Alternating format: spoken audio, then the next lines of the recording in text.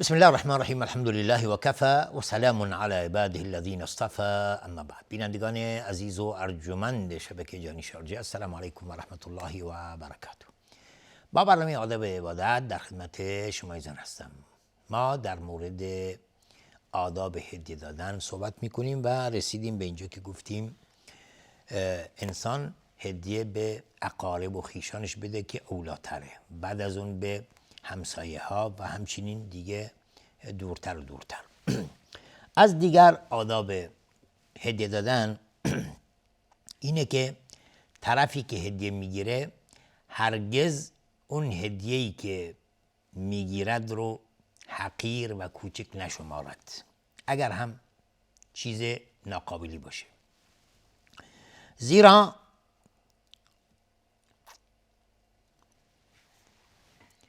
هدف ایجاد الفت و محبت، نه اینکه قیمت و ارزش اون هدیه باشه. زیرا هدف ما گفتیم اینه که تألیف قلوب هست، نه چیز دیگری. حالا ما بعضی وقتا ممکنه چیزی داریم میخوایم به کسی هدیه بدیم، شرم میکنیم، میگیم نه این چیز ارزش نداره و قیمتی نداره، زشته که من مثلا به طرف مقابل هدیه بدم. نه، هدیه وقتی که هدفش انسان لله باشه، خالصانه باشه، طرف مقابلم خداوند طوری در دلش میندازه که خیلی شاد میشه. شما نگاه کنید کودکان، وقتی شما میبینید کودک وقتی یه بزرگی، یک حالا مسنتری میاد یه شکلات یا یه آدامس به یک بچه میده، اون بچه چقدر خوشحال میشه. این شکلات، این یه آدامس ارزشی نداره امروزه، قیمتی هم نداره به اون صورت، ولی چقدر باعث خوشی اون بچه میشه، چقدر خوشحال میشه. پس اصل اینه که هدیه گرفتن طرف هست. حالا مثلا یه نوزادی یا بچه‌ای تو مدرسه هست، معلمش به خاطر اینکه حالا جوابی درستی داده یه ستاره بهش میده تو دفترش. وقتی میاد خونه چقدر خوشحال به پدر مادر نگاه کنید، من امروز از معلمم یه ستاره گرفتم، آفرین گرفتم، باریکالله گرفتم. خب این چقدر باعث تشویق اون بچه میشه. ولی اگر یه توسری بهش بزنن، خاک تو سرت، این چیه؟ خب این باعث سرکوفتگی اون نوزاد یا اون دانش آموز میشه. ولی یه تشویق خیلی هم ناچیزه، ناقابله. یه ستاره دادن، کشیدن یه خط توی دفتر چیزی نمیخواد. ولی با این کار معلم اون پسر چقدر تشویق میشه و چه بسا این کار باعث شده که افرادی که ممکنه از لحاظ درسی خیلی عقب افتاده بودن، با این تشویق‌های این گونه معلمان شدن دانشمندان بسیار بزرگ. شما میتونید برید مطالعه بکنید، بخونید که بعضی از افراد که تو مدرسه ممکنه تو سری خور بودن و خیلی هم تنبل بودند، به خاطر رفتار نادرست بعضی از معلمان با دانش آموزان هست. ولی اگر معلم زیرک باشه و فراست داشته باشه، با یک تشویق‌های جزئی میتونه نبوغ اون فرزندان رو به حرکت در بیاره. زیرا تمام انسان‌ها از نظر فکری مثل هم هستن، ولی خیلی هستن که فکرشون رو به کار نمیاندازن، تنبل میمونه فکرش. بعضی فکرشون رو به کار میندازن و فکرشون کار میکنه. پس مهم اینه که ما از این مغز و این مخی که خداوند به ما داده، عقلی که خداوند به ما داده استفاده بکنیم. مثل کسی است که خداوند بهش قدرت داده ولی از قدرتش استفاده نمیکنه. زور داره، قدرت داره، ولی استفاده نمیکنه، تنبله. بعضی هم اصلا نه، استفاده میکنن. پس مهم اینه که ما از اون نعمت‌هایی که خداوند به ما داده استفاده بکنیم. همیشه به دنبال اون چیزهایی که نداریم نباشیم، به دنبال داشته هامون باشیم. وقتی که ما به دنبال اون داشته ها باشیم و برای فراوری اونها، پیشرفت اونها تلاش بکنیم، این خودش باعث میشه که ما در زندگی موفق بشیم. پس به همین خاطره که رسول خدا صلی الله علیه و آله میفرماند هرگز هدیه را تحقیر نکن، اگرچه هم بسیار ناچیز و کم باشه. و رسول خدا صلی الله علیه و آله میفرماند یا نساء المسلمات لا تحقرن جارة لجارتها ولو فرسن شاتم. میگه ای زنان مسلمان، هیچ کدوم از شما همسایش رو تحقیر نکنه، ولو اینکه اون همسایه بیاد و یه سم حیوان بهش بده. سم یه بز، سم یعنی پا، یعنی سم یه بز، یعنی اگر به شما آورد داد اون همسایه پای یک حیوان، شما تحقیر نکنید، بگید چی آورده برای من. خب اون هدیه اون داشته بهت داده. مثل اینه که بعضیا میگن که یکی اومد 1 درهم داد، یکی اومد 100,000 درهم داد. اون 1 درهم ارزشش بیشتر از اون 100,000 درهم بود، به خاطر اینکه اونی کسی که اون 1 درهم رو داده بود کل سرمایه‌اش 2 درهم بود، نصف مالش داده بود، ولی اونی که 100,000 داده بود میلیاردها داشت. پس ارزش کدوم بهتره؟ اونی که درسته ناچیزه ولی بیشتر از اون نداشته. پس اصل و مهم اینه که همت کرده و اینو داده. پس هرگز هدیه را تحقیر نکنید. ابو هریره از رسول خدا صلی الله علیه و سلم روایت میکنه که رسول خدا صلی الله علیه و سلم فرمودن لو دعیت الی کراع او ذراع لعجبت ولو اهدی الی کراع لقبلت. رسول خدا صلی الله علیه و سلم میفرمایند که اگر من دعوت بشم به سر یک حیوان، یعنی کسی باشه سر حیوان درست کرده باشه، من دعوت بشم،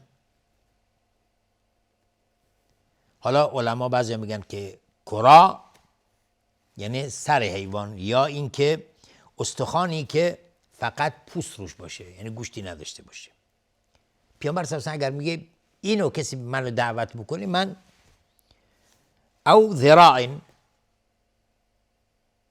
یا پای، یعنی دست حیوانی، من اجابت میکنم، دعوتش قبول میکنم. و اگر ولو اهدی الی کراع لقبلت، و اگر کسی بیاد یه استخونی، یه پای یا سر حیوانی هم به من هدیه بده، من قبول میکنم. پس این اخلاق رسول الله و تواضع رسول الله رو میرسونه که میخواد تعلیم بده به امت که شما تحقیر نکنید، هر چقدر هم ناچیز باشه شما قبول بکنید، چون هدف از هدیه دادن ایجاد الفت و محبت است. از دیگر آداب همون هدیه شکرگزاری، تشکر کردن از کسی که به شما هدیه داد. وقتی که یکی میاد به شما هدیه میده، شما تشکر بکنید و بهش بگو جزاک الله خیرا، خدا به تو جزای خیر بده. اگر هم حالا اون هدیه ناچیز باشه یا کم باشه، شما باید تشکر بکنید، چون تشکر نکردن باعث میشه که انسانی که از کسی که به او خوبی میکنه تشکر نمیکنه، انگار از خداوند تشکر نکرده. من لم یشکر الناس لم یشکر الخالق. کسی که از مردم تشکر نکنه از خداوند انگار تشکر نکرده. و رسول خدا صلی الله علیه و سلم میفرماند من اعطی عطاء فوجد فلیجز به فإن لم یجد فلیثنی به فمن اثنى به فقد شکره و من کتمه فقد کفره. می کسی که هدیه‌ای بهش داده شد، من اعطی عطاء، کسی که هدیه‌ای بهش داده شد، فوجد فلیجز به، و چیزی داشت، پاداششو بهش بده، جایشو بهش بده، هدیه دیگری بده یا بهتر از اون بهش بده. فإن لم یجد، اگر کسی بود که نداشت، مثلا من میام به شما هدیه میدم، شما انسان دارایی هستید، ثروتمند هستید یا مکنت دارید، شما به جای این هدیه که من به شما هدیه دیگری میدید به من، چون این باعث ایجاد الفت و محبت بیشتری میشه. پیامبر صلی الله علیه و آله میفرمایند که فإن لم یجد، حالا اگر کسی بود که نمیتونست که هدیه بده، فلیثنی به، پس تشکر بکنه. فلیثنی به یعنی ذکر بکنه، ثنا بکنه. فمن اثنا به فقد شکره، کسی که سپاس بگه، تشکر بکنه، این خودش شکرگزاری است. فقط شکره، تشکر کرده از اون طرف مقابل. و من کتمه فقط کفره، اما کسی کتمان بکنه، ذکر نکنه، خیلی هستن که هدیه بهشون داده میشه اصلا هیچ ذکری هم نمیکنن، کتمان هم میکنن، و اگر کسی بهشون بگه فلانی به تو چیز داد، میگه نه اصلا چیزی نداد. شاید غیبتش هم بکنه، بعد و بیرایی هم بهش بگه، این به در نمیخوری، چیزی به در نخوری داد. پس و من کتمه فقط کفر، کسی که کتمان بکنه انگار کفران نعمت کرده. پس ما باید تشکر بکنیم و به طرف مقابل بگیم جزاک الله خیرا، خدا به جزای خیر بده. امروز مثلا یه چیز قلمی داد یا هدیه گلی داد یا عطری داد، وقتی شما میگی جزاک الله خیر، خدا به تو جزای خیر بده، خداوند به اون طرف مقابل خیر میده، دفعه بعد ممکنه چیز بزرگتری بده. همینطور وقتی که انسان شکر نعمت افزون کند، کفر نعمت از کفت بیرون کند. انسان وقتی که شکر نعمت میکنه، خداوند بهش بیشتر میده. اگر انسان کفران نعمت بکنه، باعث میشه که اون نعمت از دست تو بره و نابود بشه. پنجم از آداب هدیه دادن، المکافأة علی الهدیه، پاداش دادن در مقابل هدیه. یعنی اگر شما کسی به شما هدیه داد، این مستحبه که هدیه مثل اون بهش بر بگردونی یا بهتر از اون بهش بدی اگر تواناییش داری، و اگر هم نمیتونی، هیچ بالای تو نیست و اون هدیه را قبول میکنی. و در حدیث ما داریم که رسول خدا صلی الله علیه وسلم کان یقبل الهدیه و یثیب علیها، هدیه را قبول میکردن و پاداش میدادن بر اون. پس ما اگر توانایی داریم پاسخ میدیم، توانایی نداریم تشکر میکنیم، جزاک الله خیر، برای طرف مقابل دعا میکنیم، همون فلیثنی بهی و اما به نعمت ربک فحدث، ذکر میکنیم، تشکر میکنیم، سپاس میگیم. این خودش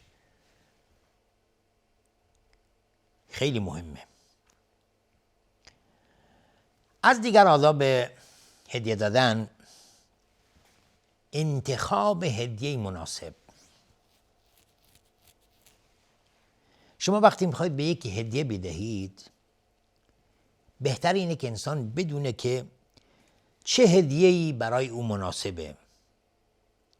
ممکنه اون طرف مقابل احتیاج به غذا داشته باشه، احتیاج به دارو داشته باشه، احتیاج به لباس داشته باشه، احتیاج به کتاب داشته باشه، یا احتیاج به ساعتی داشته باشه و همچنین نیازهای دیگری. شما میدونید که اون قوم یا خیش یا جماعتت یا نزدیکت یا اون همسایت وضعیتشو میدونیم، فقیره، در آوردن غذای بچه هاش مونده، مثلا بچهش مریضه، بچهش لباس نداره، کفش نداره، بچهش لوازم مدرسه نداره، کیف و کفش اینا نداره، بچهش بیماره، پول دارو دوا نداره، میاد کمکش میکنید اون چیزی که او نیاز داره. این بهترین روش هست که ما اون اقوام، حالات و نیازهای خویشاوندان خود، دوستان خود، همسایه خود رو بدونیم و نیازهای اونها رو برطرف بکنیم. این بهترین راه هستش. و خداوندم وقتی که انسان این گونه تحری بکنه، جستجو بکنه، خداوند برکت میندازه در زندگی شما و در عمر شما و در مال شما. پس ما باید دقت بکنیم اون نیازهایی که اون همسایه یا اون قوم و خویش و جماعت نیاز داره، اون نیازها رو برطرف بکنیم. نه اینکه چیزی بهش بدیم که اصلا به دردش ممکنه نخوره. نه، بررسی بکنیم. از دیگر آداب هدیه دادن، انتخاب بهترین اوقات. زیرا اوقات و وقتهایی هست که هدیه دادن در اون اثر بسیار عظیمی در دل انسان به وجود میاره و باعث خوشحالی بسیار زیاد میشه که انسان ممکنه نتونه اون رو وصف بکنه. مانند هدیه دادن در ایام عید یا هدیه دادن هنگامی که بچه انسان مثلا قبول میشه در امتحانات نهایی، یا هدیه دادن هنگام ازدواج کردن. اینها حالاتی است و اوقاتی است که خیلی انسان در وجود انسان تأثیر میذاره و این اوقات دیگه هرگز انسان در زندگیش فراموش نمیکنه. شما دقت کنید وقتی که در وقت مناسب کسی به شما هدیه داده باشه، این هدیه هرگز فراموش نمی کنید. راجحی یکی از ثروتمندان عربستان هست. این داستانش تعریف میکنه، میگه من زمانی بود که خیلی فقیر بودم، چیزی نداشتم و دانش آموزان میخواستن که به یک تفریح برن یا یک سفری برن، تفریحی برن، ولی من پول نداشتم و پول اون سفر 1 درهم بود، ولی من نداشتم و ما داشتیم پشت کار بحث و بررسی میکردیم یا بین اون دانش آموزان بحث میشد و استادی جلوی من نشسته بود. من گفتم من نمیتونم، پولش ندارم، پدرم فقیر اینا. میگه اون معلم دست کرد و یه 5 درهم یه چیزی همچوری یا 1 درهمی تو دست من گذاشت. میگه من خیلی خوشحال شدم. این بعد تلاش کرد، کوشش کرد، ثروتمند شد. میگه بعد به دنبال همین استاد گشتم تا اینکه پیداش کردم بعد از اینکه ثروتمند شد. و میگه استاد حال خوبی نداشت و ثروتی هم نداشت و دیگه خیلی دست تنگ شده بود. میگه من سوارش کردم و اونو بردم جلوی یک ویلایی و گفتم که من همون دانش آموزم که شما یادت 1 درهم به من دادی بعد از چندین سال، 40 سال چیزی. میگه گفتم که این هدیه شماست، این خونه، این ویلا و این ماشین، این همه مال شماست. اون 1 درهمی که به من دادی چقدر برای من ارزش داشت و چقدر در روحیه من تاثیر گذاشت. پس این نگاه کنید، یک هدیه کوچک بعد از چندین سال خداوند چگونه اجر و پاداش انسان میتونه بگیره. انشالله که خداوند به همه ما توفیق بده که این گونه هدیه ها رو به دیگران که نیاز دارند بدهیم. تا دیدار دیگر و برنامه دیگر، همه شما ایزان رو به خداوند بزرگ میسپارم و آخر دعوانا ان الحمدلله رب العالمین و السلام علیکم و رحمت الله و برکاته.